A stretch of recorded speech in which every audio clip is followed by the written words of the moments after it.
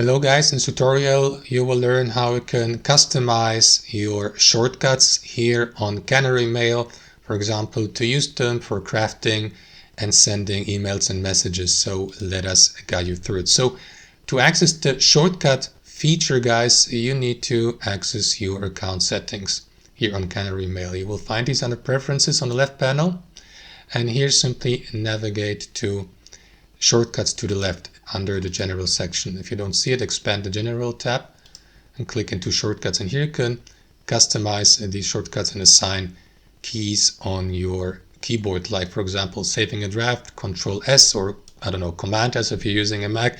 Simply click into the given shortcut, enter the given combination. Let me go with Command D, although I believe this is already taken, so let me switch back to Control S and simply click into that checkmark button to save the shortcut, and you can do that for basically all of these commands here.